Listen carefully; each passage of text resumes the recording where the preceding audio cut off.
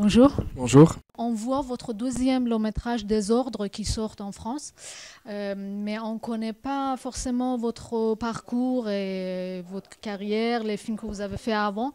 Est-ce que vous pouvez nous en parler un peu, comment vous avez commencé à faire du cinéma? Oui, donc j'ai commencé quand je crois que j'avais peut-être 11 ans ou 12 ans. Et oui, on avait une camarade dans la maison et une petite camarade mini TV et un de ses premiers ordinateurs MacBook, je sais plus. Donc oui, c'était pour moi, j'ai joué des jeux de vidéo et puis j'ai commencé à filmer, j'ai commencé à monter les films sur l'ordinateur. C'était ensuite direct et donc depuis là, j'ai fait des films et c'était ça. Et puis j'étais dans une école de cinéma à Pékin. J'ai fait mes études de chinois aussi, de mandarin. Et puis à Berlin, dans l'école de cinéma de Berlin. Et puis j'ai fait mon premier long métrage. Et puis j'ai fait celui-là. Et c'est ça. Vos films sont connus en Suisse? Oui, je crois.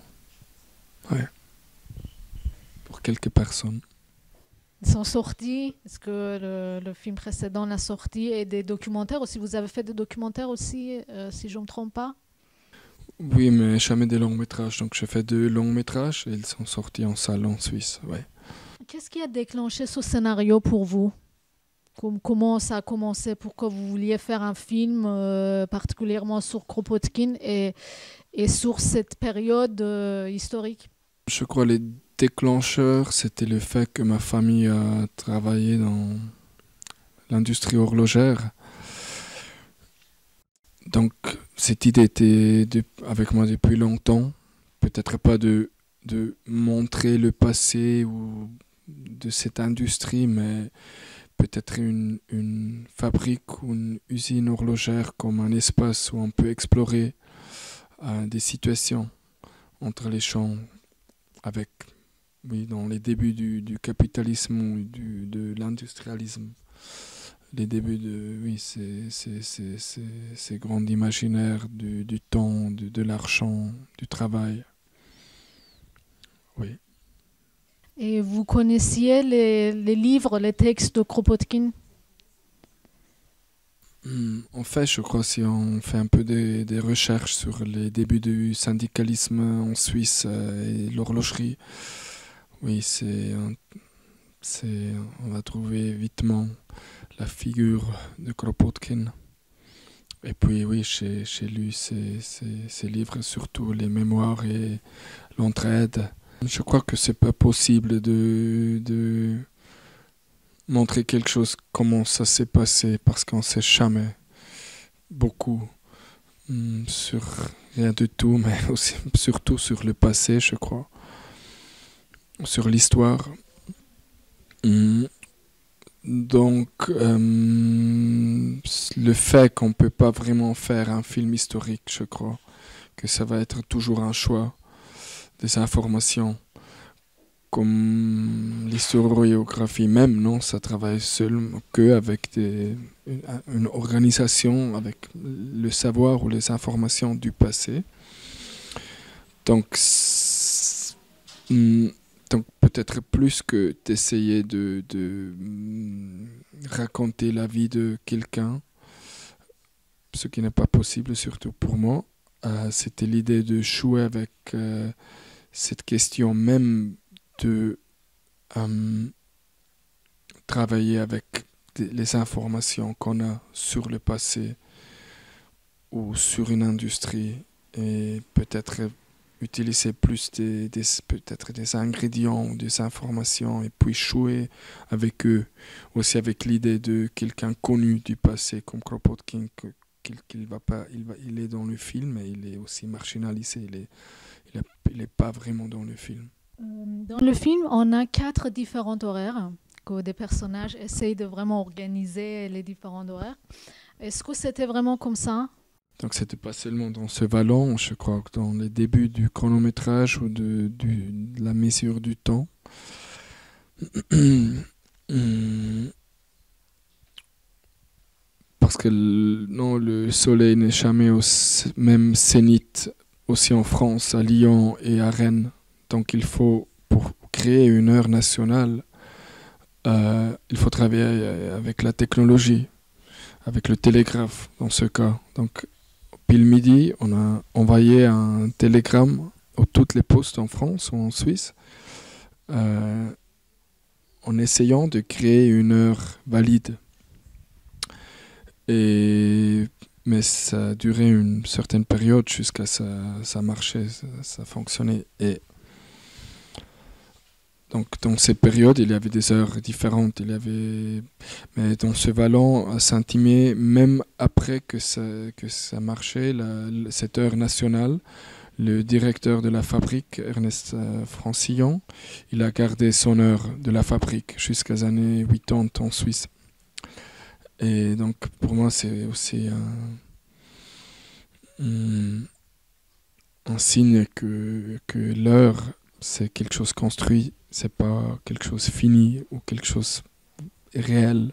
C'est la question qui peut définir l'heure.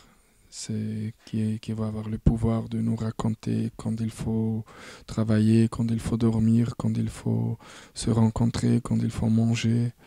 Euh, et oui, comment organiser notre réalité ou notre quotidien. Ouais. Est-ce que pour vous, le temps est le sujet du film, le sujet principal du film? Euh, je crois, moi, je sais pas c'est quoi le temps. Je crois, en toute façon, c'est pas vraiment c'est quoi le temps. Mais pour moi, le centre du film, c'est ou mon désir que c'est le balancier, le corps de la montre, la mécanique de cette machine qui est dans le centre, oui, et pas les humains.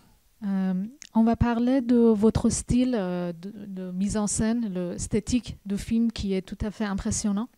Les cadres qui sont très particuliers. Comment vous avez fait ce choix esthétique, notamment sur les cadres? Je crois que peut-être se poser la question si c'est impossible de faire un film historique. Parce que c'est impossible, on ne peut pas montrer le passé comme une réalité objective et dire ça c'était ça c'est comment c'était. Donc c'est une question il faut faire un choix. Et je crois avec Sylvan Hillman qui a fait la caméra pour le film, on a parlé beaucoup de ça, comment organiser les images dans un sens, comment organiser son regard sur l'histoire vers le passé. Et qu'on va mettre cette question dans l'image aussi, qu'on va jouer avec l'idée des centres et des marches. Et oui, essayer de faire ça un peu plus fragile, peut-être, comme image. Est-ce que vous avez des influences, des cinéastes que vous aimez et qui ont influencé en fait la façon que vous construisez votre image?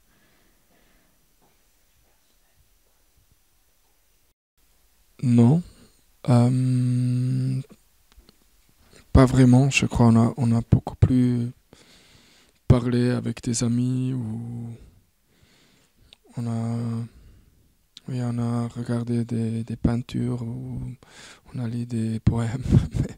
On a lu des poèmes, mais Quel pas peintre pas directement le, le cinéma. et quel peintre par exemple? J'aime beaucoup Luo Ping, c'est un peintre chinois.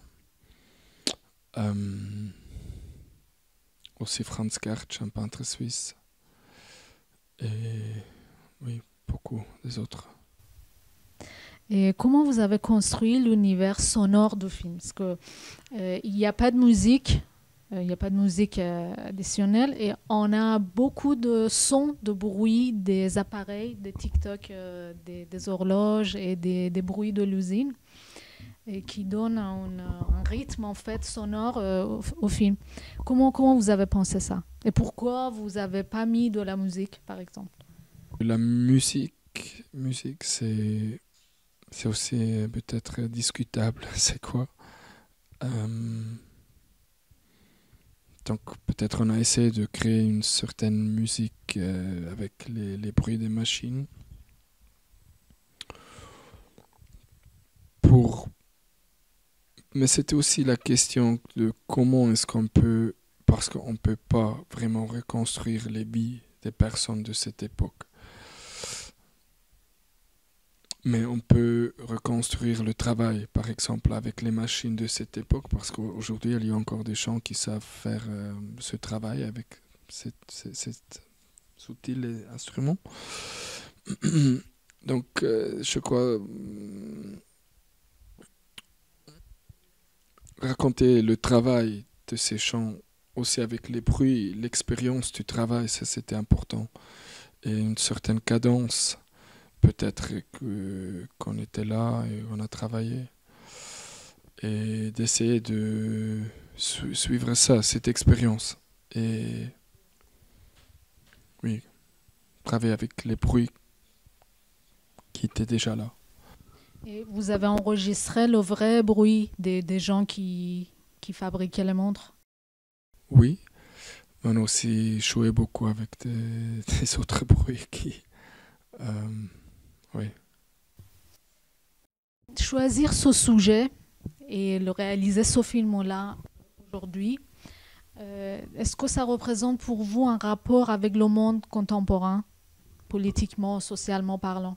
Je crois que si on fait un film, on peut parler que sur le présent. Donc si on fait un film historique, c'est jamais un film historique. Ça parle toujours plus sur les gens qui font le film ou l'organisation de la société et du savoir qu'on a dans le présent.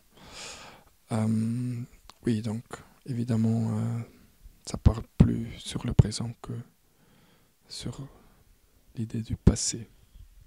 Et qu'est-ce que vous pensez, vous, des idées de Kropotkin? Pour moi, l'entraide, ce livre, c'est vraiment incroyable parce que je crois que c'est presque une décision ou une direction du regard.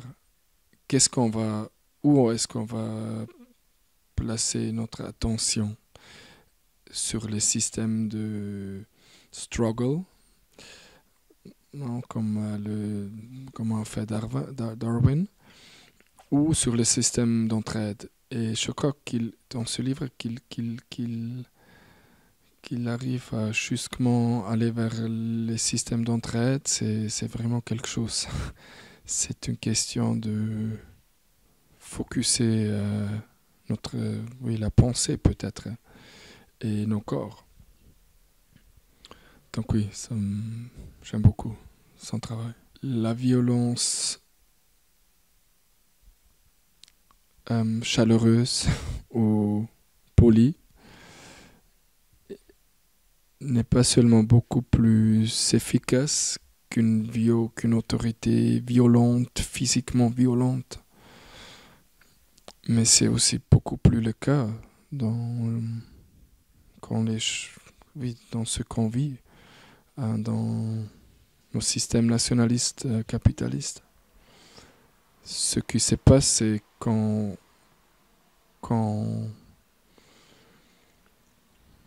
a cette violence partout et on la suit, on le fait, on s'échange. Et oui, donc c'est aussi ma propre expérience d'avoir un corps humain, d'être ici, que je vois surtout ce genre de violence. Une violence, oui, polie. Peut-être que c'est aussi une spécialité suisse, mais je crois pas seulement. La photo est un objet très important dans le film. En fait, il y a la photo et il y a les horloges. Donc, ces deux objets-là qui sont très importants. Et on a des portraits. Il y a beaucoup de portraits des personnalités, des anarchistes passés, etc. Et à la fin, il y a deux protagonistes qui disent qu'on n'est pas des protagonistes, mais quand même. On a leur portrait aussi à la fin du film. Comment vous avez pensé de raconter un peu cette histoire à travers ces portraits-là? Oui, c'est vrai, c'est aussi que le film commence avec un portrait de Piotr Kropotkin et ses cousines parlent de lui à cause de ce portrait. Et je crois que pour moi, cette technologie de la photographie à cette époque, c'était attirante parce que ça parle peut-être plus sur la question comment les histoires ou les informations peuvent influencer notre ensemble d'être ici parmi nous, que les actions et pas les actions ou les grands moments forts physiques, mais s'échanger sur les histoires des gens, des personnes. Parce que là, je crois que c'est beaucoup plus fort que des autres choses. Oui, les fictions qu'on peut créer, c'est presque un marché des fictions, je crois. Et aussi, c'était les débuts de la photographie, c'était possible pour une ouvrière ou un ouvrier pour la moitié d'un salaire d'un jour de faire un portrait de soi-même. Et puis, oui, c'est comme ça peut transporter l'organisation des fictions de cette époque. Et oui, comment on pourrait changer ça aussi. À la place des moyens de communication qu'on a aujourd'hui et qu'il n'y avait pas avant, comme la télé, les infos, l'Internet, etc. Comme si tout se passait par les photos-là. Ces photos-là qui avaient plusieurs fonctions, en fait, dans leur vie.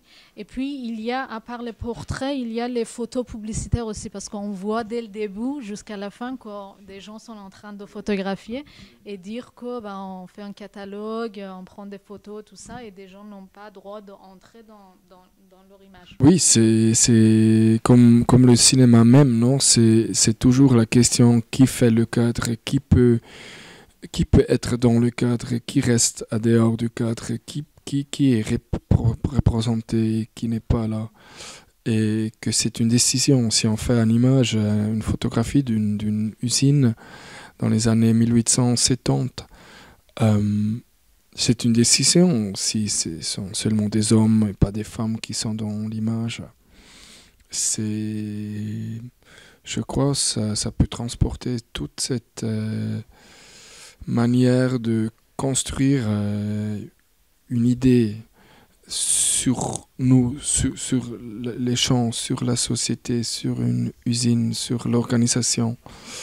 Et oui, donc on voulait jouer avec ça. Votre film Désordre a été présenté pour la première fois à la Berlinale, si je ne me trompe pas, l'année dernière. Et cette année, à la Berlinale, vous étiez jury.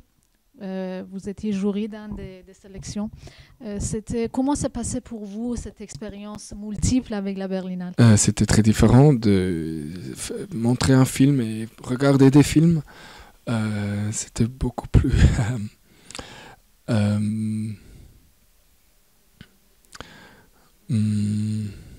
comment est-ce qu'on peut dire?